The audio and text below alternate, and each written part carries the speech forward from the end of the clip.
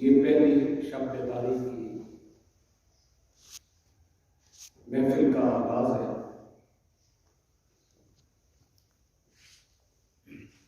پرانے وقتوں میں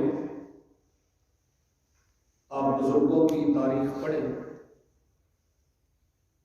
اور یہ تعلیم کا اسوہ مبارک پڑھیں تو ان کی تاریخ میں آپ کو ملتا ہے کہ فلاں شخصیت قیام اللیل یعنی پوری رات قیام کرتے تھے۔ رات کو قیام، دن کو صیام۔ رات قیام کرتے، دن کو روزہ رکھتے۔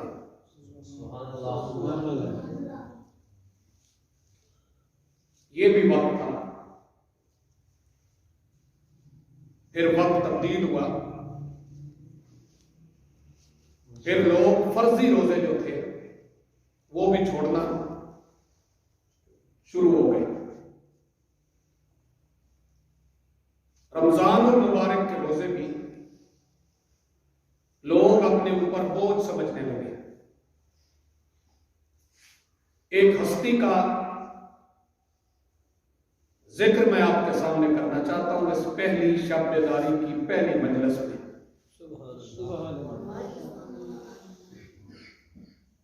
یہ وہ ہستی ہے، اردو کے بعد میں جان بوجھ کر کر رہا ہوں تاکہ بچے جو ہیں ان کے ذہن میں یہ بات آسانی سے بیٹھ جائے، اور بزرگ دوست جو ہیں وہ ایک ایک لفظ کو توجہ سے اپنے دل میں جگہ دے سکیں۔ ایک ہستی ہے جس کو حضرت اویس کرنی رضی اللہ تعالیٰ عنہ کے نام سے لوگ جانتے ہیں۔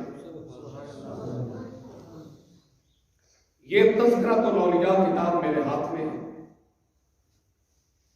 تذکرۃ الاولیاء کا مطلب ہے کہ اس کتاب میں اللہ کے ولیوں کا ذکر ہے۔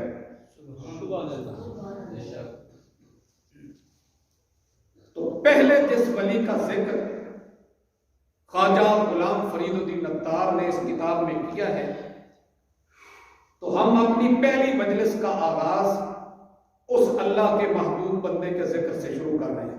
سبحان اللہ، کیا بات ہے۔ میں پورے کے پورے لفظ وہی پڑھوں گا جو اس کتاب میں درج ہیں، اپنی طرف سے ایک لفظ بھی نہیں پڑھوں گا۔ حضرت اویس کرنی رضی اللہ تعالیٰ عنہ کا تعارف سنیے۔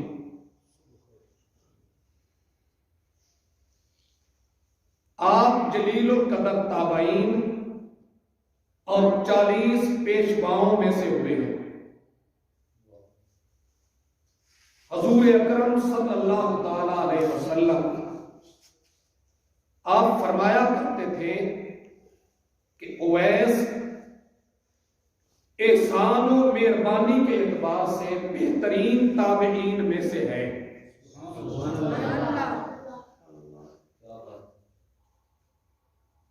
اور جس کی تعریف خود سرکار دو عالم صلی اللہ تعالی علیہ وسلم فرما دیں، اس کی تعریف اور کون کیا کر سکتا ہے۔ بعض اوقات جانب یمن روئے مبارک کر کے، یعنی حضور اپنا چہرہ یمن کی طرف کر کے فرمایا کرتے تھے کہ یمن کی جانب سے مجھے ٹھنڈی ہوا آتی ہے جو میرے دل کو سکون دیتی ہے۔ یہ نبی پاک فرما رہے ہیں۔ حضور اکرم صلی اللہ تعالی علیہ وسلم، جب حضور کا نام آئے تو آپ درود پڑھا کریں۔ آپ نے فرمایا کہ قیامت کے دن 70,000 ملائکہ کے آگے، سنیے بات، قیامت کے دن 70,000 ملائکہ کے آگے جو اویس کرنی کے مانند ہوں گے، یعنی 70,000 ملائکہ ہوں گے جن کی شکل اویس کرنی جیسی ہوگی. کیا بات ہے. 70,000 ملائکہ اویس کرنی کے آگے چلیں گے جن کی شکل اویس کرنی جیسی ہوگی, اور اویس کرنی کو اس اعزاز کے ساتھ جنت میں لے جایا جائے گا. 70,000 ملائکہ کا جلوس جس ہستی کو لے کر جائے گا, اور ان سارے فرشتوں کی شکل جو ہوگی وہ حضرت اویس کرنی جیسی ہوگی. نبی پاک علیہ الصلوۃ والسلام نے فرمایا کہ قیامت والے دن بھی میرے اس عاشق کا اللہ ایسا پردہ رکھے گا کہ پوری قیامت میں سے کسی کو نہیں پتا ہوگا کہ ان میں اصل اویس کون ہے اور اویس کی شکل کون ہے.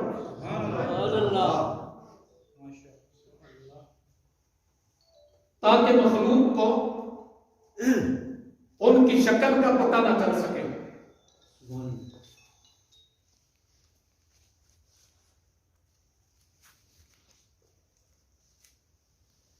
اچھا, سوائے اس شخص کے حضرت ویسے کرنی کی کسی کو شناخت نہیں ہوگی وہ بندہ جس کو اللہ اپنے دیدار سے نوازنا چاہے. یعنی جن لوگوں کو اللہ کا دیدار نصیب ہونا ہے وہ پہچان لیں گے کہ وہ اویس جا رہا ہے.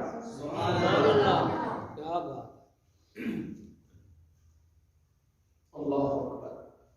حضور فرماتے ہیں اس لیے حضرت اویس نے خلوت نشین ہو کر تنہائی میں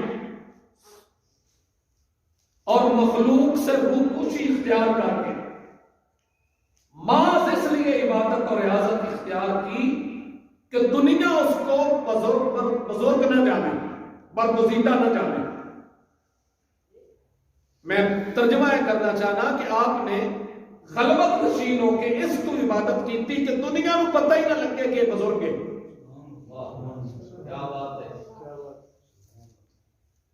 اور اسی مصلحت کے پیش نظر قیامت کے دن آپ کی پردہ داری قائم رکھی جائے گی.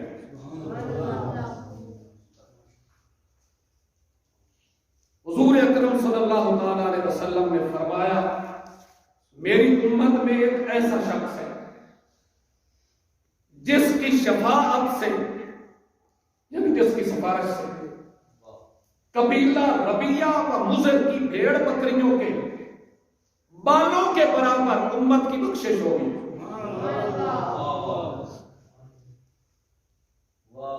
صرف بھیڑ بکریوں کے برابر نہیں, قبیلہ ربیہ اور مضر کی بکریوں کے بالوں کے برابر جو میری امت کے لوگوں کی شفاعت کرے گا وہ میرا اویس ہے. ان لوگ کہتے ہیں اللہ دے ولی کو جو نہیں دے سکتے, میں ایک اویس کرنی کا ذکر کر رہے ہیں, اور انشاءاللہ ہر شب بیداری تے ایک بزرگ کا ذکر ہو سی. قبیلہ ربیہ و مضر کی بکریوں کے بھیڑوں کے بال کے برابر گناہگاروں کو بخش دیا جائے گا. حضور نے فرمایا میں نے اس لیے مضر و ربیہ قبیلے کی بھیڑ بکریوں کی مثال دی ہے کہ ان کی بھیڑ بکریاں جو ہیں وہ مشہور ہیں, اتنے بڑے بڑے ریوڑ ہیں ان کے پاس. صحابہ نے عرض کی یا رسول اللہ وہ کہاں مقیم ہے؟ تجسس بڑا نہ صحابہ کا. صحابہ نے عرض کی یا رسول اللہ وہ کہاں ملے گا؟ آپ نے فرمایا وہ اللہ کا ایک بندہ ہے, میں اس کا راز نہیں کھولتا. صحابہ نے پھر اصرار کیا تو حضور نے نام بتایا کہ اس کا نام اویس کرنی ہے. صحابہ نے پھر پوچھا یا رسول اللہ اس ہستی کو آپ کی خدمت میں حاضر ہونا کا کبھی موقع ملا ہے؟ آپ نے فرمایا کبھی بھی نہیں. صحابہ نے عرض کی کہ حضور آپ کیسے جانتے ہیں؟ سرکار نے فرمایا کہ چشمے زہری کی بجائے چشمے باطنی سے اپنے عاشق کا حال جانتا. کیا بات ہے. اور میرے تک اس کے نہ پہنچنے کی دو وجوہات ہیں. اول اس پہ غلبہ حال طاری ہے.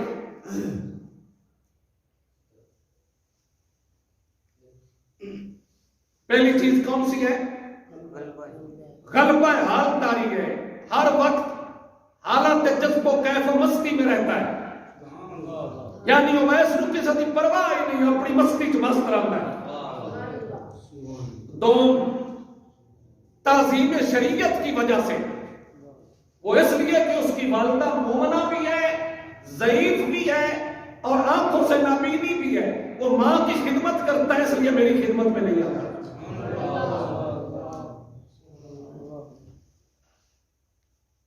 صحابہ نے عرض کی یا رسول اللہ پھر وہ رزق روٹی کہاں سے کماتا ہے؟ تو حضور تو دلوں کا حال اللہ کی عزت سے جانتے ہیں۔ سرکار نے فرمایا وہ اونٹوں کا چرواہ ہے، شتر بانی کرتا ہے، اس اٹھ رکھے ہوئے اٹھ چرائندا ہے تے جڑا رزق ملتا ہے اس نال اپنا تے اپنی ماں دا پیٹ پالنا ہے۔ سبحان اللہ۔ صحابہ نے عرض کیا یا رسول اللہ کیا پھر ہم ان سے شرف نیاز ملاقات کر سکتے ہیں؟ نبی پاک نے فرمایا نہیں، سوائے حضرت عمر اور حضرت علی کے آپ میں سے کوئی ان سے ملاقات نہیں کر سکتا۔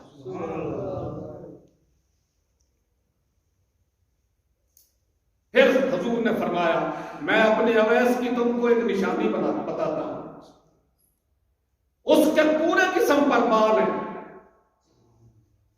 اور ہتھیلی پر بائیں پہلو پر ایک درہم کے برابر اس کے ہاتھ پہ برس کا نشان ہے، داغ ہے۔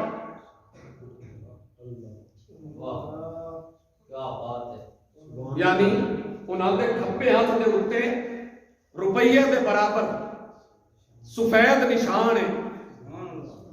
لوگ کہتے ہیں حضور غیب کا علم نہیں جانتے، حضور نے اویس کو دیکھا نہیں، یہ بھی بتا دیا وہ بکریاں نہیں چراتا، وہ اونٹ چراتا ہے، اور یہ بھی بتا دیا کہ اس کے بائیں ہاتھ پہ کھبے ہاتھ پہ برس کا نشان ہے۔ لہذا آپ دونوں کی جب بھی اس سے ملاقات ہو تو حضور فرماتے ہیں میرے اویس کو میرا سلام کہہ۔ ساری کائنات آدھی اسی حضور کو سلام آکھیے۔ سرکار نے فرمایا جب ان سے میری آپ کی ملاقات ہو تو سب سے پہلے میرا سلام کہنا، پھر اویس سے کہنا میری امت کے لیے دعا کریں۔ رونگٹے کھڑے ہو جاتے تھے گل سنے۔ صحابہ نے عرض کی یا رسول اللہ یہ جو آپ کا کرتا مبارک ہے ہم میں سے اس کا کوئی حقدار ہے؟ یعنی لباس حضور دا ہوئے کہ حضور دا کوئی غلام پا سکتا ہوئے؟ سرکار نے فرمایا میرے پیر حق کا حقدار صرف اویس کرنی ہے۔ میرا چولا جاتی میرا رکھیا چولا پالا تو میری امت کا دعا کر۔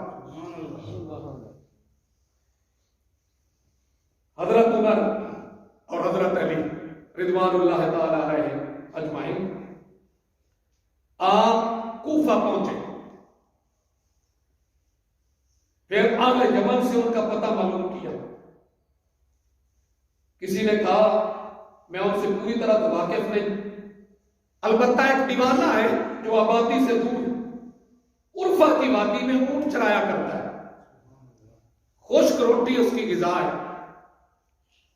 جب لوگ ہنستے ہیں تو وہ روتا ہے، جب لوگ روتے ہیں تو وہ ہنستا ہے۔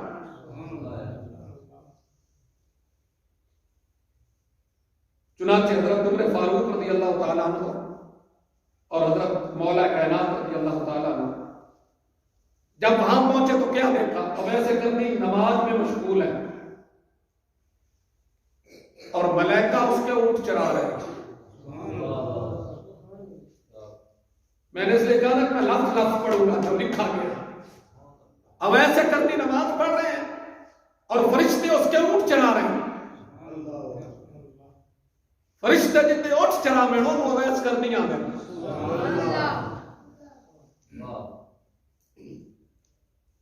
نماز فراغت کے بعد جب ان کا نام پوچھا گیا، دریافت کیا گیا، تو اس نے کہا میرا نام عبداللہ ہے، یعنی میں اللہ کا بندہ ہوں۔ اپنا نام نہ بتایا کہ اویس ہے۔ عمر فاروق رضی اللہ تعالیٰ نے فرمایا اپنا اصلی نام بتائیے. تو پھر جناب اویس نے عرض کی کہ میرا نام اویس ہے. پھر حضرت عمر نے فرمایا اپنا ہاتھ دکھائیے. انہوں نے جب اپنا ہاتھ دکھایا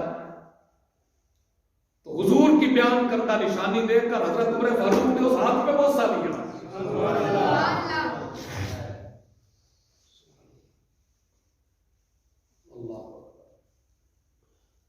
اور حضور کا لباس مبارک پیش کرتے ہوئے سلام پہنچا کر امت محمدی کے حق میں دعا کرنے کا پیغام دیا.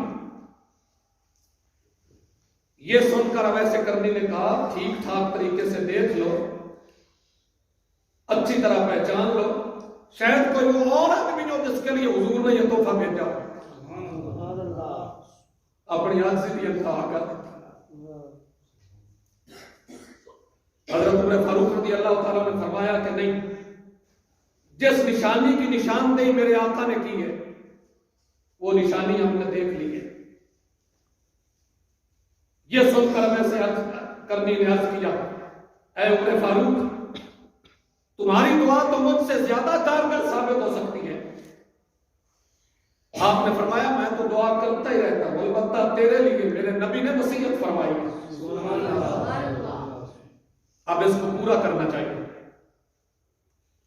چنانچہ حضرت اویس کرنی نے حضور اکرم صلی اللہ علیہ وسلم کا لباس مبارک کچھ فاصلے پر لے جا کر اللہ تعالیٰ سے دعا کی کہ یا رب جب تک تو میری سفارش پر امت محمدی کی مغفرت نہ کر دے گا میں حضور کا لباس نہیں پہنوں گا. اے نہیں کیتا کہ جو جگہ پا لیا چولا پا لیا تو دعا میں شروع ہو گئے. اللہ نے رات کیتا کہ جب تک تم پوری امت کی بخشش نہیں کرے گا میں حضور کا لباس نہیں پہنوں گا.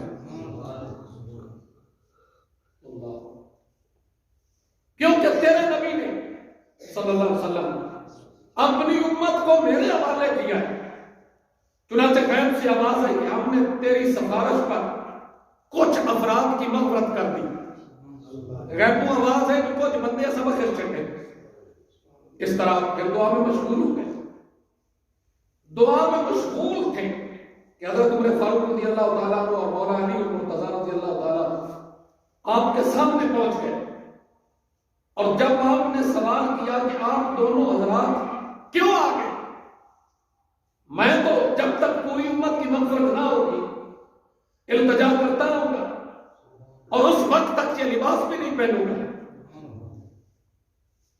حضرت عمر نے آپ کو ایک ایسے کمبل کے لباس میں دیکھا جس کے نیچے تمغری کی ہزاروں عالم پوشیدہ تھے. یہ دیکھ کر آپ کے قلب میں خلافت سے دستبرداری کی خواہش پیدا ہو. یعنی اس نے حضرت عمر فاروق خلیفہ ہیں انہاں سوچیا ابھی یہ کمبل دے تھلے جڑا رنگ ہے اے مینوں کدی مل جاوے تے خلافت اویس میرے کول دے لوے تے میں سودا کرن کر تیار ہوں. اللہ اکبر. اور فرمایا کہ کیا کوئی شخص ہے جو روٹی کے ٹکڑے کے بدلے مجھ سے خلافت خرید لے, روٹی کے ٹکڑے کے بدلے میں تو کو خلافت لے لے. اور خشک روٹی دیکھی نا ویسے کرنی نہیں. اللہ اکبر. تو حضرت ویسے کرنی نے کہا کہ کوئی بے وقوف شخص ہی خلافت خریدے.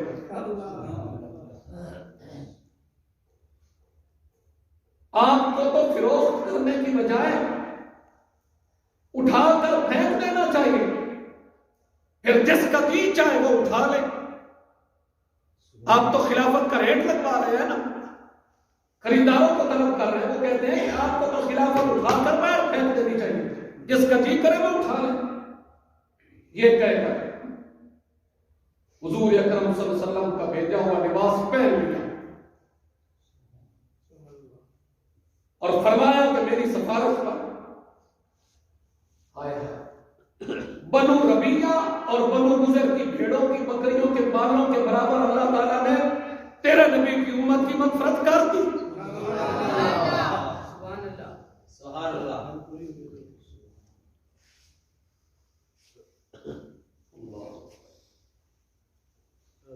اور جب حضرت عمر فاروق رضی اللہ تعالیٰ نے آپ سے حضور اکرم صلی اللہ علیہ وسلم کی زیارت نہ کرنے کے متعلق سوال کیا تو آپ نے ان سے پوچھا کہ آپ دیدار نبی سے مشرف ہوئے ہیں، بتائیے حضور کے ابرو کشادہ تھے یا ساتھ ملے ہوئے تھے؟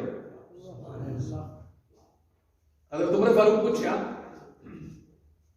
تو نبی نو ڈٹھا ہے ویسے کر نہیں؟ فرمایا میں تے نہیں ڈٹھا، تسی کوڑ رہے ہو، اے دسو بھی حضور دے ابرو مبارک نال آپس وچ ملے ہوئے آن کے علیحدہ علیحدہ؟ یہ سنتے ہی دونوں صحابہ جواب دینے سے معذور ہو گئے۔ اب ایسے کرنی نے عرض کی میں نے حضور کو دیکھا نہیں لیکن حضور کے دونوں ابرو مبارک آپس میں ملے ہوئے تھے۔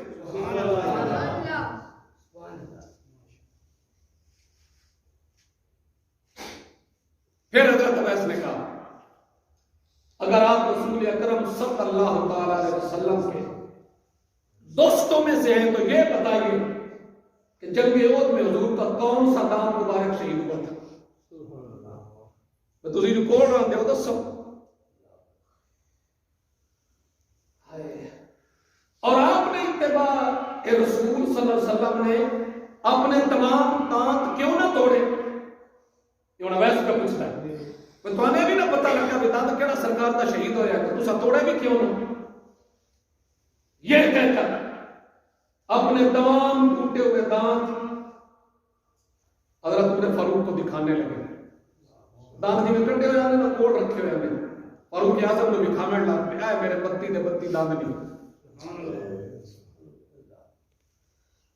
عرض کرتے ہیں جب حضور کا دانت مبارک شہید ہوا تو میں نے اپنا ایک دانت توڑ ڈالا، پھر خیال آیا کہ شاید کوئی دوسرا دانت ہو، میں نے دوسرا توڑا، پھر خیال آیا تیسرا، میں نے تیسرا توڑا، ایک ایک کر کے جب میں نے تمام دانت توڑ ڈالے پھر میرے دل کو سکون عطا ہو گیا۔ یہ دیکھتے ہی دونوں صحابہ پر رقت طاری ہو گئی۔ واہ عاشقہ، زاروں قطار رونے لگے اور عرض کرنے لگے کہ واہ اویس تیرے عشق کی معراج ہے، گو ویسے کرنی حضور کے دیدار سے مشرف نہ ہو سکے لیکن اے اویس تو نے اتباع رسول کا مکمل حق ادا کر دیا۔ حضرت عمر فاروق نے رضی اللہ تعالیٰ عنہ اپنے لیے اویس سے کہا میرے لیے دعا کرو، تو آپ نے کہا کہ میں تو ہر نماز میں تحیات کے بعد آپ کے لیے دعا کرتا ہوں، میں ہر نماز میں آپ کے لیے دعا کرتا ہوں اور آپ آج مجھے کہہ رہے ہیں دعا کریں۔ اللہ تعالیٰ تمام مومنین مردوں اور عورتوں کو بخش دے، کیونکہ اگر تم ایمان کے ساتھ دنیا سے رخصت ہوئے تو تم زخرو ہوگے، ورنہ میری دعا سے کیا فائدہ ہو جائے گا۔ حضرت عمر نے فرمایا رضی اللہ تعالیٰ کہ مجھے کوئی وصیت کیجیے، تو آپ نے کہا ہے عمر اگر تم خدا شناس ہو تو اس سے زیادہ افضل کوئی اور وصیت نہیں، اور اگر تم خدا کے سوا کسی دوسرے کو نہ پہچانو۔ پھر پوچھا عمر کیا اللہ تعالیٰ تم کو پہچانتا ہے؟ یہ اویس پوچھتے بہن پہ 10 اللہ تین جانتا ہے؟ آپ نے فرمایا ہاں۔ حضرت اویس نے کہا بس خدا کے علاوہ تمہیں کوئی نہ پہچانے، یہی تمہارے لیے افضل ہے۔ حضرت عمر نے خواہش کی کہ آپ کچھ دیر اس جگہ آرام کریں، قیام کریں، میں آپ کے لیے کچھ لے کر آتا ہوں۔ اے ملے کیوں آئے؟ میں کچھ خدمت آپ کی ہو جاؤں۔ تو آپ نے جیب سے 2 درہم نکال کر دکھاتے ہوئے کہا یہ جو میں اونٹ چراتا ہوں یہ اس کا معاوضہ ہے، اور اگر یہ ضمانت میں آپ کہ 2 درہم نکال کر دکھاتے ہوئے کہا کہ میری موت درہم خرچ ہونے سے پہلے نہیں آئے گی تو جاؤ جو بھی چاہتے ہو لے